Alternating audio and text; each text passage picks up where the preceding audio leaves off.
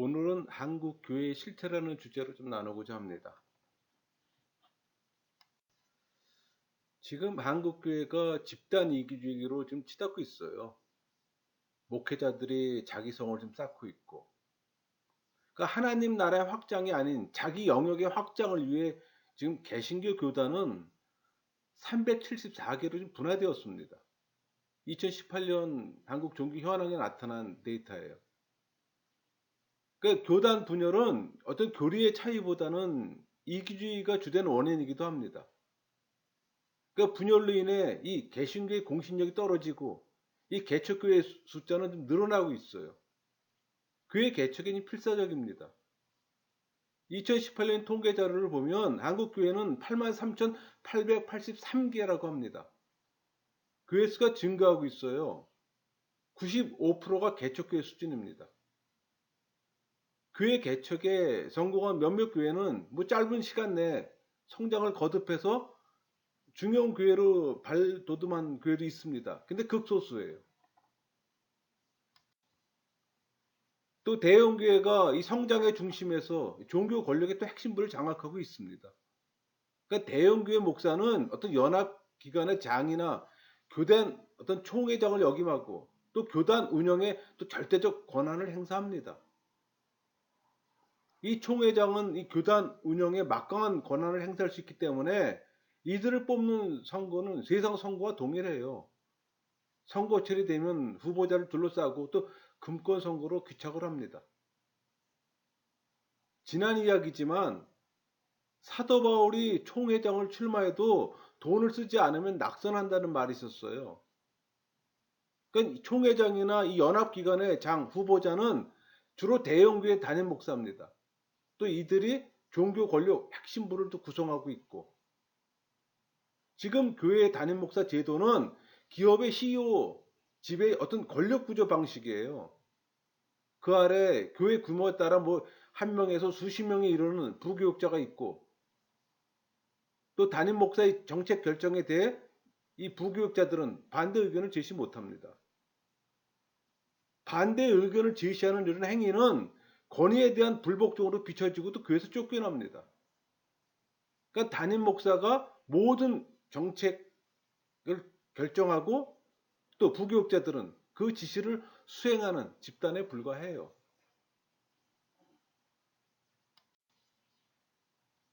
사실 대형교회의 이 권위주의적 문화는 이 개척교회 제도와 또 밀접한 관련이 있어요.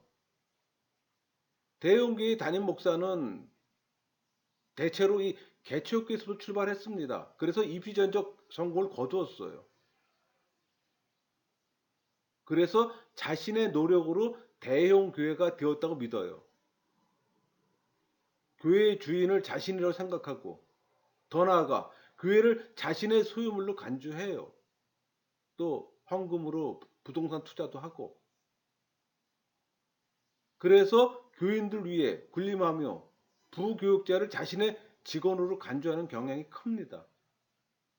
이런 사고 속에서 세습은 당연하죠. 세습만이 자신의 왕국을 보존할 것이며 남에게 소유권을 넘길 수가 없는 겁니다. 또 큰 교회는 작은 교회의 기반을 침식해요. 왜? 교회의 성장의 목표는 무한대이기 때문에. 그러니까 최대 규모의 어떤 그 교회가 되기 위해 다양한 방법을 동원합니다. 싹쓸이라는 말이 있어요. 주일만 되면 교회 버스들이 먼 지역의 교인들까지 싹쓸이를 해서 데려옵니다. 마치 백화점 셔틀버스가 이 재래시장 소비자들까지 싹 쓸어 들어가는 걸 연상시켜요. 큰 교회는 현대식 시설을 갖추고 또 대형 버스를 갖추고 있습니다. 또 행사도 자주 개최해요. 물론 또 행사를 하는데 들어가는 비용은 또 교인들의 헌금입니다. 그러나 11조를 비롯한 다양한 어떤 명목의 헌금 내용은 비밀에도 가려져 있어요. 재정을 공개하지 않기 때문에. 개신교 전체의 재정 규모를 파악하려고 노력하지만 성공하지 못합니다. 왜? 대부분 교회가 예산 공개를 거부하기 때문에. 교회의 핵심 몇 사람만 자기 교회 돈을 행방을 알고 있어요. 교인들도 무관심해요. 그게 또 당연한 것처럼 생각합니다. 사실 교회는 비영리 단체로 면세 혜택이 주어집니다. 교회는 신자들의 자발적인 헌금에 의해 유지되고 또 수익 사업이 아닌 공익 기관으로 인정되기 때문이에요. 그래서 교회는 이 건물 확장을 위해 또 많은 돈을 쏟아붓고 가난한 자를 위한 사회복지 사업에는 또 인색한 것도 사실입니다. 모두는 아니지만. 그러니까 교회는 이 건물 신축을 통해 또 교세를 과시하고 또 권력을 강화하는 이익 단체의 성격이 지금 강하게 갖고 있습니다. 그러니까 이런 상황에서 교회 재산이 사유화되는 거예요. 또 교회 권력은 바로 이런 재정의 불투명성 위에 또 털을 잡게 되는 거고. 그러니까 교회는 또 성차별, 이데올로기가 존재합니다. 사실 교회 신자의 70% 이상이 여성입니다. 그럼에도 불구하고 이 성직의 영역에서 또 여성은 철저히 배제됩니다. 또 여성 신도들은 교회 운영에도 배제돼요. 또 성차별은 이 성폭력 사태까지 몰고 옵니다. 종종 뉴스를 통해 우리 접하잖아요. 목회자에 의한 여신도 성추행 및 그 성폭력 사건을 접하잖아요. 그러니까 목회자가 종교 권력을 이용해 여성의 성을 이용하는 겁니다. 그루밍 사건이 자주 논란이 되고 있습니다. 작은 교회일 때는 없었던 일이 교회가 커지면서 목회자가 여유가 생기면서 시작되는 거예요. 또 피해자들은 목사에게 세뇌돼 목사를 예수님처럼 섬겼고 또 목사 말을 하나님 말씀으로 알고 또 한마디도 의심하면 안 된다고 가르쳤다고도 증언합니다. 무지와 맹신의 결과예요. 그러니까 성폭력 사태가 폭로되어 고발되는 경우에도 교회는 남성 중심의 치료 구조를 갖고 있어요. 여성들에게 매우 불리합니다. 따라서 피해 여성들은 사실 자체를 감추거나 고소를 취하는 경우도 많아요. 근본적인 것은 교회 내에서 이 목사의 지위가 절대적이며 또 교인들은 이 목사의 권위에 맹종한다는 사실이에요. 이는 사실 교회 안의 폭력입니다. 지금 한국 교회는 정화 기능을 상실했어요. 또 목사는 영적 권력을 또 무기로 사용하고 우리 성경에서 예수님이 그 벳세다 벌판에 모인 수많은 무리들에게 기적을 베풀었던 사건이 있습니다. 그게 오병이어 기적이잖아요. 우리 마가복음 6장 41절 예수께서 떡 5개와 물고기 2마리를 가지사 하늘을 우러러 축사하시고 떡을 떼어 제자들에게 주어 사람들에게 나누어 주게 하시고 또 물고기 2마리도 모든 사람에게 나누심에 그때 군중들은 환호했습니다. 하지만 예수님은 조용히 홀로 산으로 가셨어요.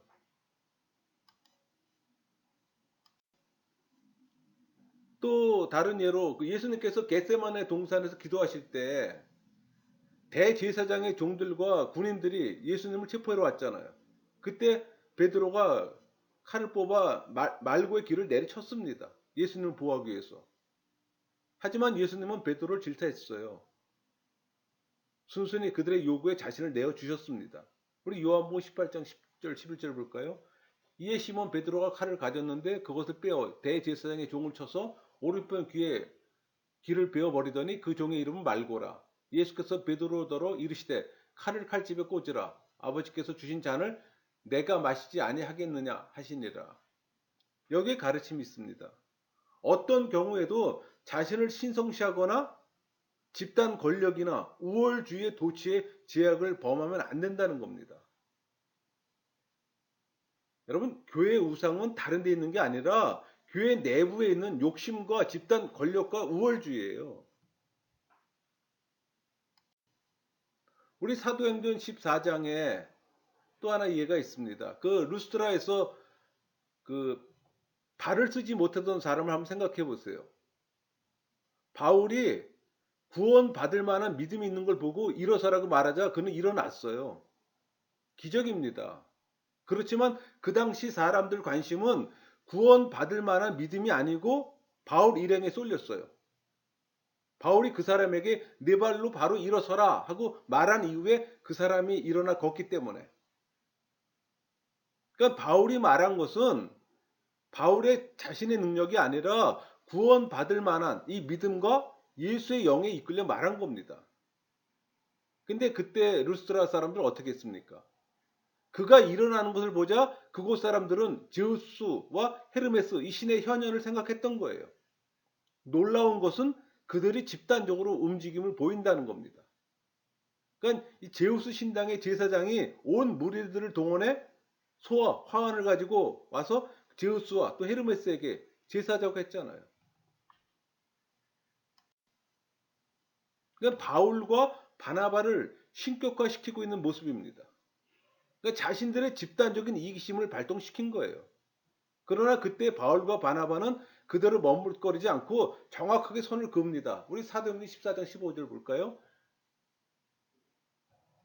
이르시되 여러분이 어찌하여 이러한 일을 하느냐? 우리도 여러분과 같은 성종을 가진 사람이라. 여러분께서 복음을 전하는 것은 이런 헛된 일을 버리고 천지와 바다와 그 가운데 만물을 지으시고 살아계신 하나님께로 돌아오게 함이라.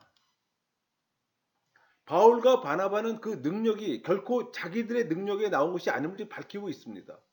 그러나 여러분 이 시대 보통의 목사나 부흥사는 자기에게 돌려요 그거를.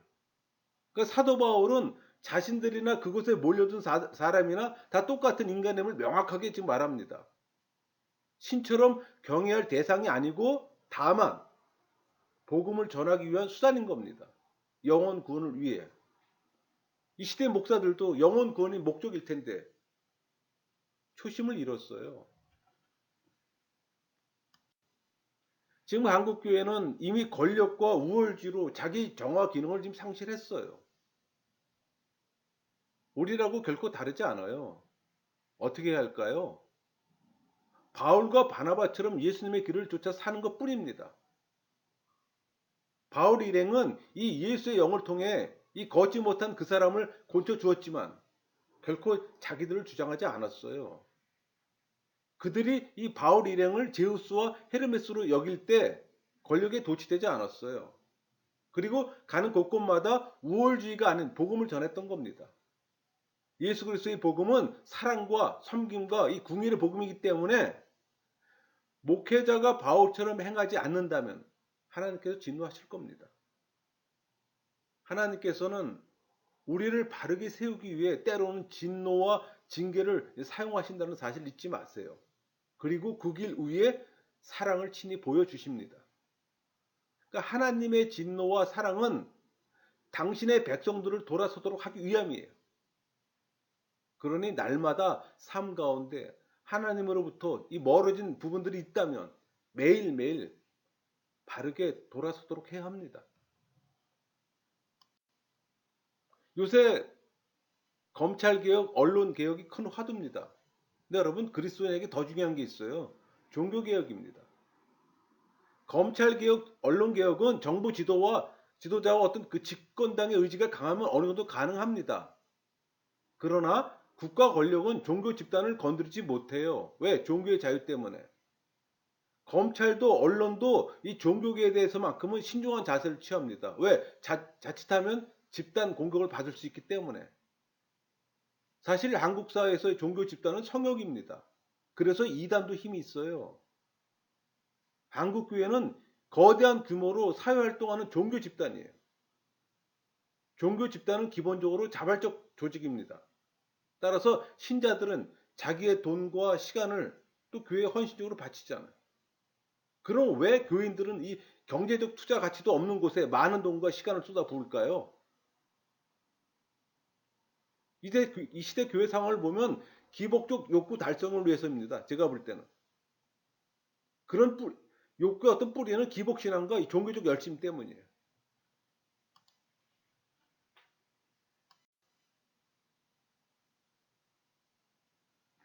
교인들의 이 기복적 욕구를 충족시켜주는 교회는 번성합니다. 그래서 대형 교회는 대체로 신자들의 욕구를 잘 파악해요. 그들의 욕구에 맞는 서비스를 제공하는 교회입니다. 기복 장사를 하는 교회는 이 교인의 숫자에 의해 능력을 검증받기 때문에 무제한적 성장을 추구합니다. 기복신앙과 자본주의 이 성장 논리가 손을 잡았어요. 교회는 기복신앙의 내용과 이 자본주의적 성장 논리라는 형식이 결합시킨 종교 권력으로 존재하고 있어요. 종교 권력은 이미 거대한 힘을 가지고 있기 때문에 또 승리에 익숙합니다. 그러니까 승리의 권위가 가세해서 교회 권력의 기본 속성이 된 겁니다. 무서운 파워예요. 여러분, 종교 권력이 교회 안과 밖에서 작동하면 다양한 사회적, 정치적, 문화적 효과를 발휘할 수가 있습니다. 최근 교회 성장이 둔화되고 또 가난한 성도 수가 많아지고 있습니다. 그러니까 교회를 찾는 자보다 교회를 떠나는 자가 더 많아요. 그러니까 교회의 위기라는 말은 일반화되어 있습니다. 항상 내부의 위기가 생기면 외부에서도 희생양을 찾잖아요. 세상 원리와 동일해요. 종교 다원주의, 이단, 코로나19, 더 나아가 종교 탄압 등 이런 것들이 교회 위기의 주범이라고 주장들 합니다. 그러나 위기의 핵심을 은폐하기 위한 거짓말이에요. 교회 위기의 본질은 기복신앙, 근본주의, 성공주의, 패권주의 결합 때문입니다. 교회의 세습 문제는 이런 맥락 속에서 자리 잡고 있어요. 교회가 위기를 탈피하는 개혁교회를 거듭나기 위해서는 기존 권력을 해체하는 작업이 필요합니다.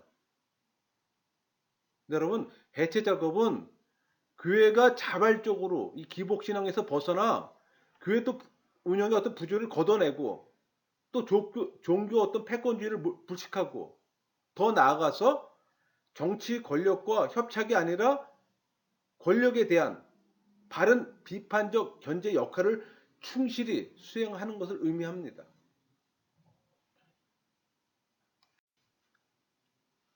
또 장로 제도로 운영되는 교회들은 또 장로 제도를 악용하는 문제점이 있습니다. 사실 장로제는 담임 목사와 시무 장로들로 구성된 사실상의 어떤 최고 의결 기관인 당회를 중심으로 하는 교회 정치 시스템이에요. 그러니까 목회 전문가인 목사와 행정 전문가인 어떤 장로가 함께 교회를 이끌어가는 제도입니다. 여기 핵심은 후자에 있어요. 목사가 독점했던 권력을 장로가 담당하게 된 겁니다. 지금 한국 개신교 중 장로교 계통에 속한 교회 수가 전체의 70%를 웃돌고 있습니다. 물론 다른 교파들인 감리교, 성결교, 침례교 교회들도 이 변형된 장로제를 수용하고 있어요. 한국 개신교의 절대 다수는 이 장로 제도로 운영되는 특이한 양상입니다. 여러분, 목사는 재직하는 기간이 제한적인데 반해 장로는 피택부터 은퇴까지 한 교회에서 심무합니다. 또 이것은 어떤 헤게모니 형성의 절대적인 변수예요. 그러니까 제도적으로 목사의 위상은 사회 어느 통치자보다 권력 집중적이에요. 하지만 교회의 인적 물적 자원에 대한 이 실제적 점유는 또 장로에게 있습니다. 단 교회를 개척해 성장시킨 목사는 절대적으로 유리하게 형성된 또 권위를 독차지합니다. 그러니까 목사는 지지 장로 수를 의결 정족수보다 더 많이 보유함으로 독재에 가까운 권력을 또 유지하는 겁니다. 사실 교회를 개척해 성장시킨 목사들은 또 교회 가용 자원을 또 장악하고 있습니다. 그러니까 1970년대나 1980년대 그때 이 성장기에 성공한 목사들 대다수가 지금은 사망했거나 은퇴를 했어요.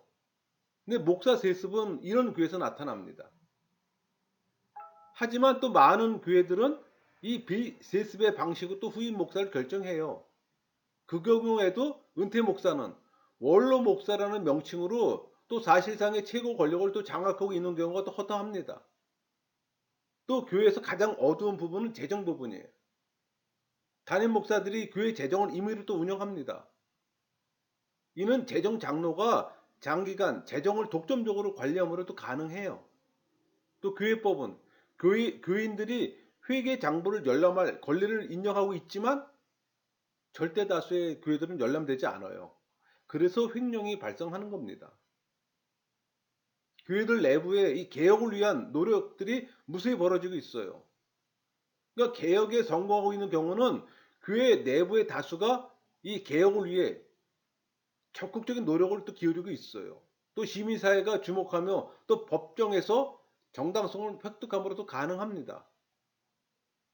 그러니까 이 장로 제도의 어떤 제도적 한계점인 이 독점 구조에도 불구하고 또 개혁에 성공하는 교회들도 많이 있어요.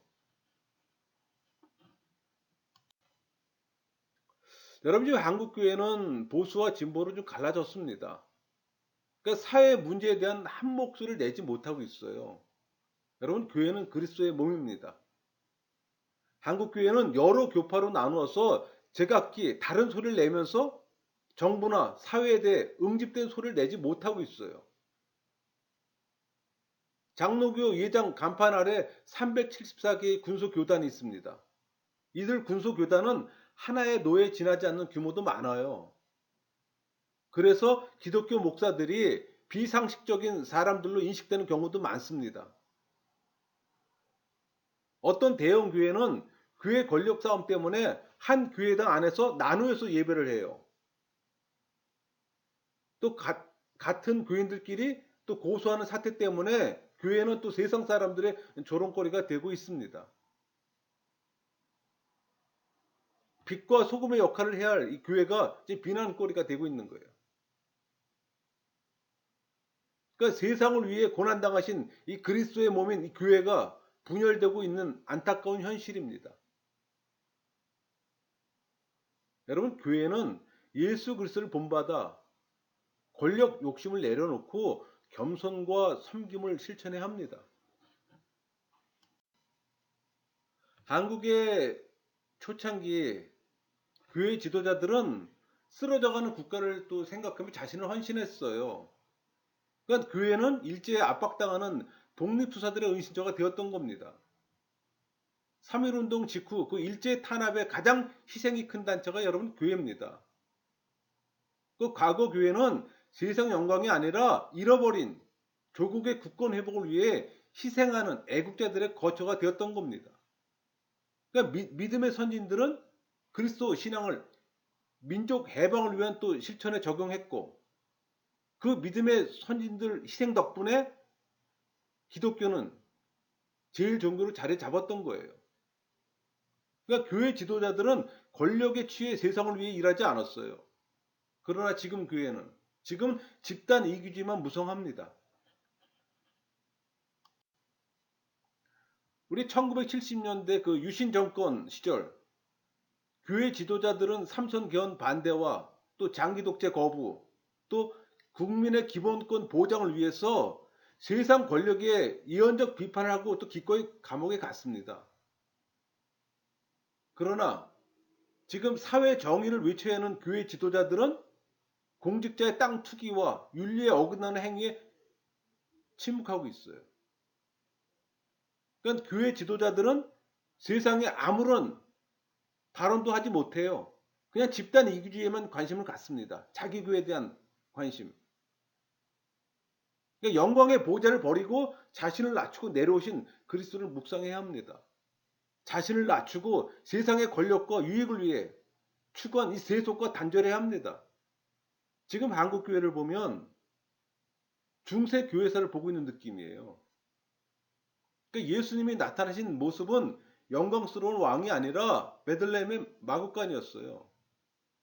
그러니까 복음을 전파하신 곳은 당시 로마의 변방 유대였습니다. 가난하고 소외된 자들 가운데 계셨고 또 그들의 친구가 되시고 또 질병을 고치시고 그들의 질고를 담당하셨어요. 그러나 지금 목회자들은 어디 있나요? 우리 기독교인들은 지금 어디에 있나요? 이 세상에서 교회가 설 곳은 부유하고 권력과 영광의 자리가 아니라 가난하고 누추한 자리라는 사실을 여러분 꼭 기억해야 합니다. 그래서 주님은 십자가를 지고 나를 따라오라고 말씀하셨던 겁니다. 우리 말씀 하나 같이 볼까요? 우리 이사야 53장 4절. 그는 실로 우리의 질고를 지고 우리의 슬픔을 당하였거늘 우리는 생각하기를 그는 징벌을 받아 하나님께 맞으며 고난을 당한다 하였노라. 예수님은 우리 삶의 고통과 질고 가운데 우리와 함께 계셨습니다. 예수님은 오늘도 이 진리의 말씀과 성령으로 우리의 고난 현장에 함께 계십니다. 그러니까 주님은 권력자들이 모이는 데가 아니라 사회의 약자들과 소외자들 가운데 함께 계신 겁니다. 예수님은 대형 교회당이나 부유층의 호화로운 자리에 계시지 않고 우리 사회 가장 낮은 소자들 가운데 계셨던 겁니다. 정의를 추구하는 자들 가운데 계시는 거예요. 주님은 마음이 가난하고 의를 추구하는 자들 가운데 계십니다. 여러분, 교회는 아직도 이 기본권의 박해 속에 있는 북한 동포를 위해 기도해야 합니다. 탈북자들과 난민들의 정착을 위해 기도해야 하고 저들의 안식처가 되었는지 자기 성찰을 해야 하는 겁니다. 교회가 이 복음적인 삶을 사는 방식은 닫힌 공동체에서 열린 공동체로 가는 거예요. 중심이 아닌 주변에서 일하는 겁니다. 주님은 늘 변두리에서 시작했고 외곽에 십자가에서 돌아가셨어요. 교회는 그리스도께서 위탁하신 이 고난의 짐을 날마다 져야 합니다. 우리의 구원을 위한 것이 아니라 십자가 대속으로 구원 얻은 우리가 은혜에 감격해서 해야 하는 성도들의 소명이기도 해요. 보통 평범한 사람도 권력을 가지고 사람들을 복종시키는 자리에 오르면 변한다고 합니다. 권력을 누리면 누릴수록 판단력이 흐려지고 모든 상황을 통제할 수 있다는 이 교만에 빠지고 또 무모한 행동을 또 서슴지 않게 한다고 합니다. 공감 능력이 떨어지고 교만에 비상식적인 일로 아무렇지도 않게 하는 거예요. 그러니까 권력 중독자들은 독단적이며 또 남의 말에 귀 기울이지 않고 독재합니다. 다른 이들 무시하고 또 겸손을 잃어버려요. 또 심하면 정신분열증이 생기는 거고 그것이 권력 중독자의 말로인 거예요. 이스라엘 초대왕 사울은 베냐민 지파 기스라는 유력한 사람의 아들이며 또 집안이 좋았어요. 우리 사무엘상 9장 2절 볼까요? 기스에게 아들이 있으니 그의 이름은 사울이요 준수한 소년이라. 이스라엘 자손 중에 그보다 더 준수한 자가 없고 키는 모든 백성보다 어깨만큼 더 컸더라. 용모가 수려했어요.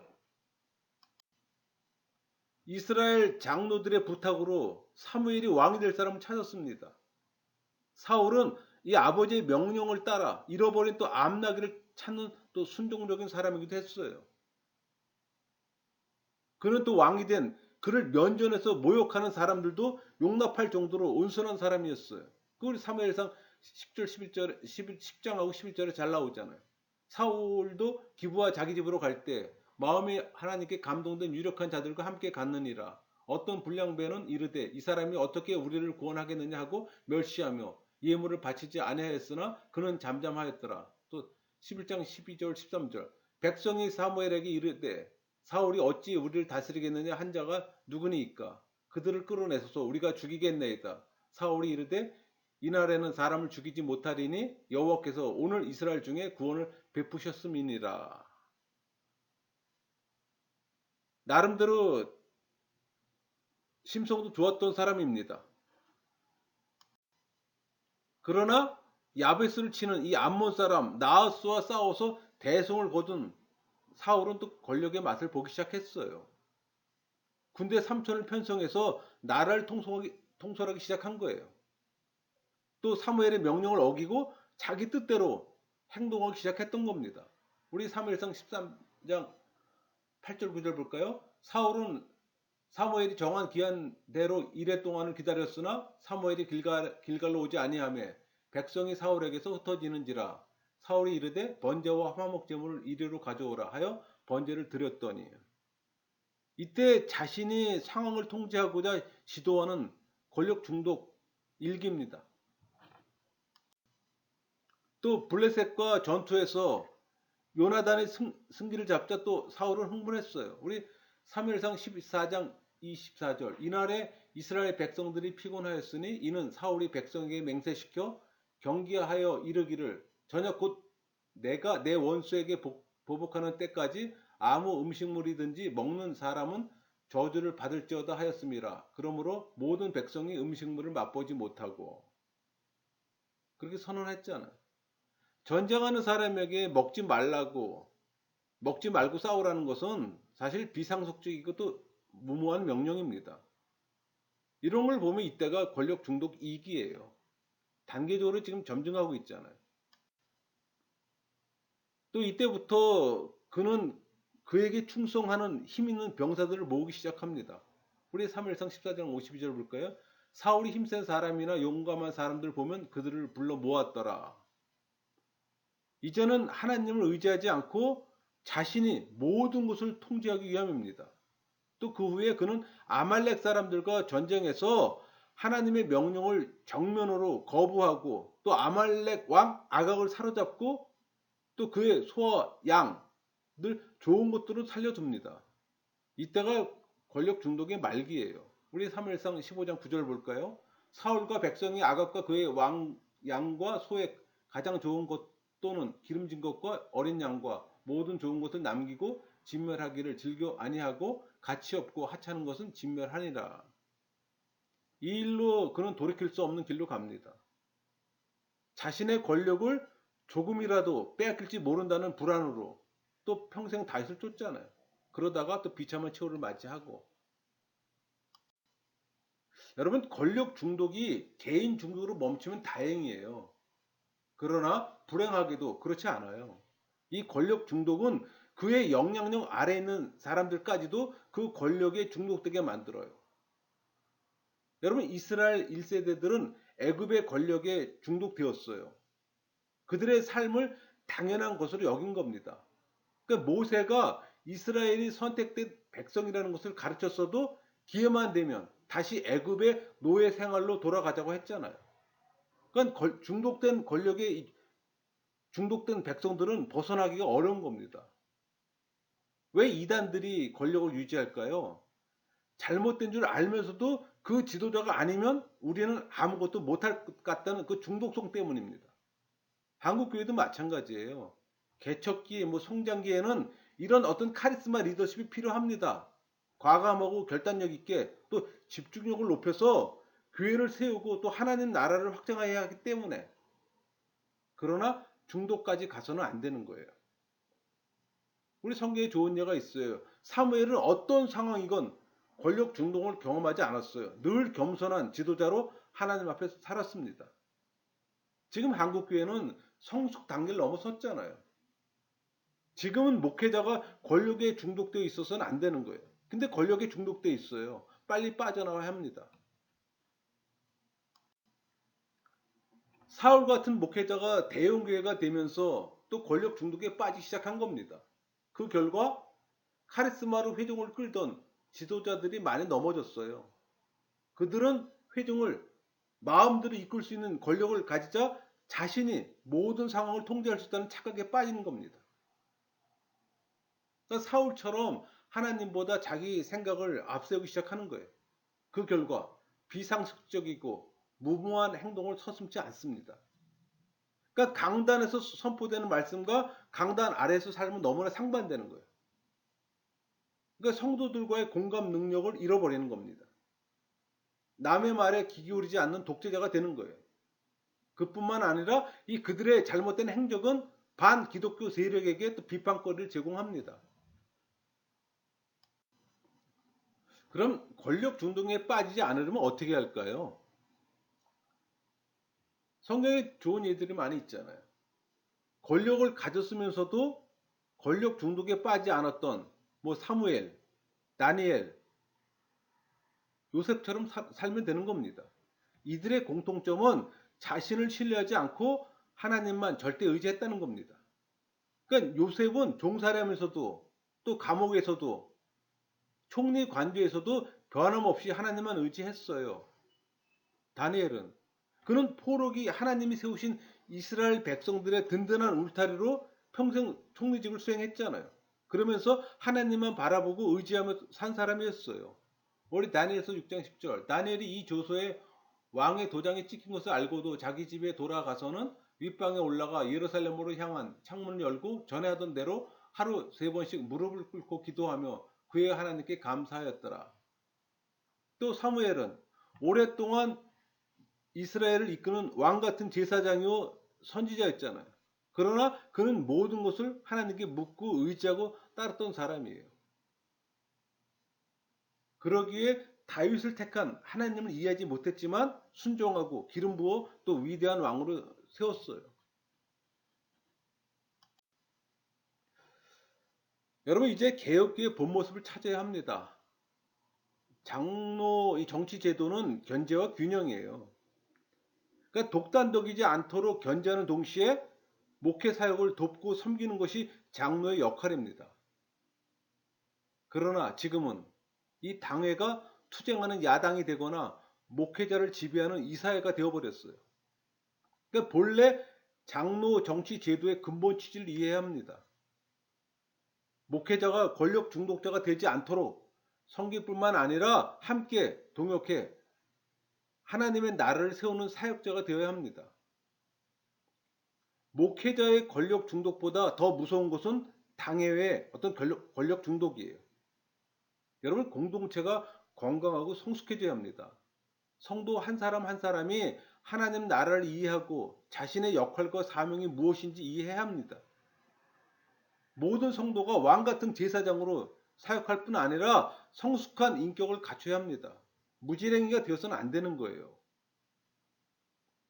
지도자가 권력 중독에 빠진다 할지라도 그 권력에 중독되지 않고 건강한 교회를 지켜나갈 수 있게 해야 하는 겁니다. 여러분 공동체가 중독된 이 권력자에게 중독되면 구성원들은 행복할지 모르지만 교회 밖에서나 하늘 위에서 볼 때 병든 공동체가 되어 썩어가는 겁니다. 지금 상당수의 많은 대형교회들이 그런 모습을 보이고 있어요. 목회자 스스로 또 자신을 중독으로부터 지켜야 한다는 생각을 가져야 하는 건 기본입니다. 언제든지 내려놓고 떠나야 한다는 의식을 가지고 사역해야 하는 거예요. 개인적인 야망과 비전을 위한 권력으로 이해해서는 안 되는 겁니다. 그러니까 하나님 나라를 위해 성도들을 더 나은 신앙으로 이끌어 하나님께서 기뻐하는 삶을 살도록 헌신하는 그 사역을 목회자가 감당해야 되는 거예요. 다른 것에 관심 두면 안 되는 겁니다. 헌금으로 부동산 투기하고 그런 게들 여러 개 있잖아요. 진정 예수의 믿음으로 예수님을 믿는 목사라면 바른 사역을 해야죠. 늘 사람 앞에서 늘 겸손으로 섬기는 삶을 살아야 하는 겁니다. 그렇지 않다면 한국교회는 성장하지 못하고 기형적으로 변질되고 말 겁니다. 목사가 사꾼이나 종교 장사꾼이라면 이 말도 필요 없겠지만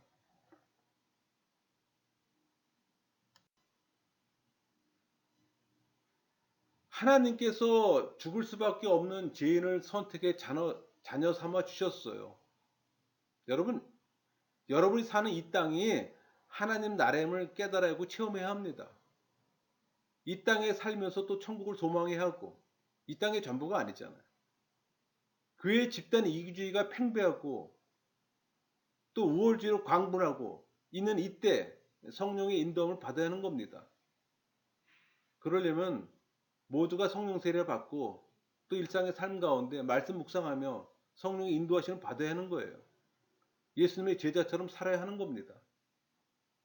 하나님과 동등된 본체셨으나 동등됨을 취하지 않으셨던 것처럼 세속의 욕망을 뿌리쳤던 것처럼 또 집단적 권력을 행사하지 않은 것처럼 지도자는 그 길을 쫓아야 합니다. 우리가 어긋난 길을 갈 때 진노와 징계를 통해 우리를 또 바르게 이끄십니다. 그때 순종해야 하는 거예요. 사랑의 길을 열어놓고 늘 기다리시는 그 주님을 따라가야 하는 겁니다. 세상의 넓고 편한 길을 쫓아 사망의 길로 치닫고 있을 때 우리를 버려두지 않고 좁은 길 생명의 길로 바르게 이끌어 주십니다. 여러분, 여러분 모두가 신앙인의 삶을 사시길 소망합니다. 말씀을 마치겠습니다.